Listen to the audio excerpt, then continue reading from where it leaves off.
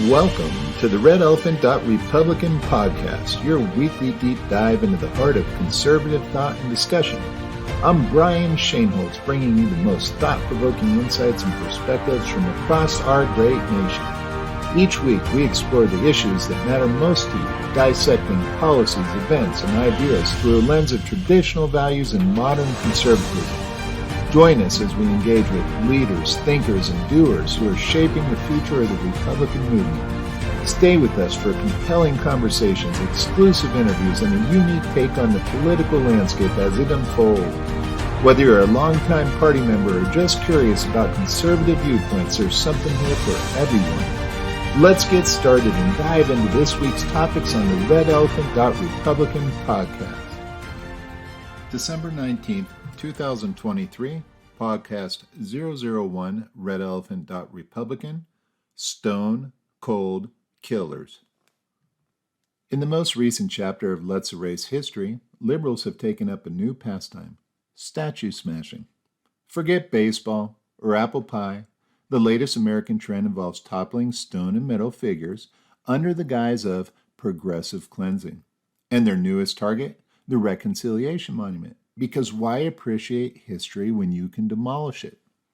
Once a beacon of post-Civil War unity, the Reconciliation Monument now offends the delicate sensibilities of the woke brigade. Championed by history-hating zealots, its removal has sparked a fiery debate between erasing the past and facing it head-on. Who needs historical context when you've got a narrative to push? In a bizarre rewriting of history that would make Rod Serling double-take, the left has embarked on a relentless crusade against Confederate statues. Robert E. Lee, Jefferson Davis, Stonewall Jackson, these stone generals have been lined up like dominoes in the liberals' revisionist game. But it doesn't stop there. The frenzy is extended to other figures steeped in controversy. Take the statue of Theodore Roosevelt, for instance, outside New York's Museum of Natural History. Teddy, astride his horse with Native American and African figures beside him, was deemed culturally insensitive.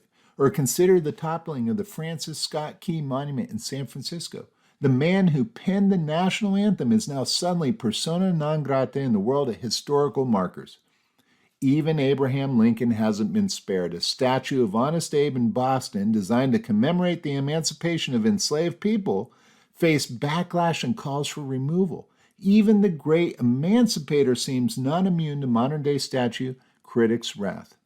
These aren't just isolated incidents, they're part of a larger pattern of targeting historical figures under the guise of moral crusade. It's as if the left has returned a time machine not to learn from history, but to swing a wrecking ball at it.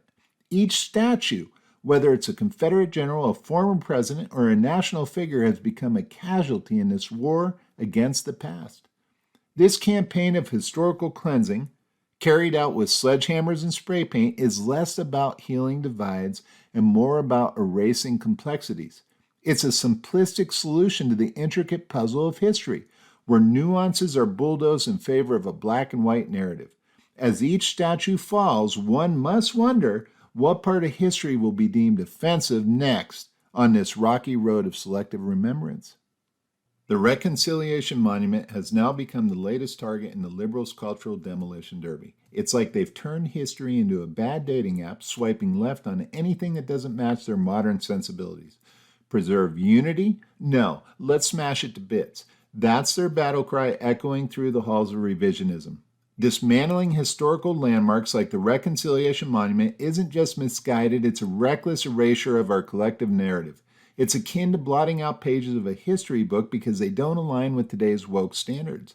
These monuments are not just chunks of stone and metal, they're tangible links to our past, the good, the bad, and the ugly. And where does it end? If your beliefs don't align with the liberal doctrine, are you next on the chopping block? Does the mere honor of history make one a target for their cancel culture wrecking ball? It's a slippery slope from tearing down statues to silencing voices, and it seems the liberals are all too eager to slide down it fist first. Selective historical amnesia has become the order of the day, with the left's outrage meter conveniently malfunctioning when it comes to certain figures.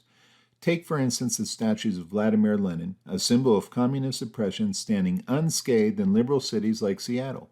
Meanwhile, Confederate generals are being knocked off their pedestals faster than you can say revisionist history.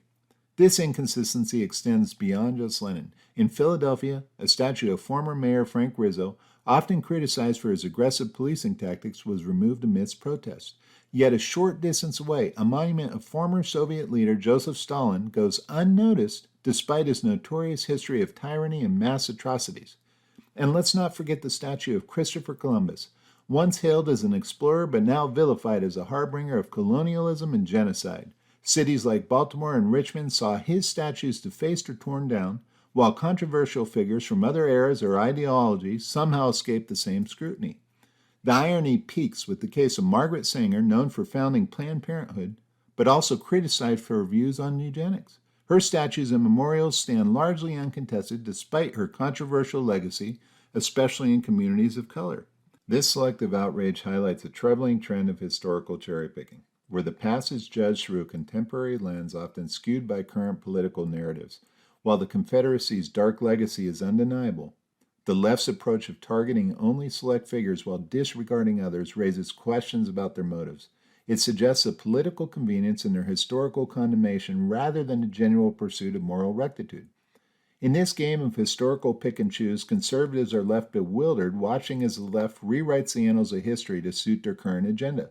It's a selective erasure, not just of statues, but of the complex tapestry that forms our collective past. As we witness this selective amnesia, one can't help but wonder about the implications for the future understanding and interpretation of history. As this absurd war on statues rages on, one has to wonder, what's next? Will Mount Rushmore face the chisel? Will the Statue of Liberty get a makeover? In their stone-cold approach, the liberals aren't just tearing down statues, they're chipping away at the very foundation of our past.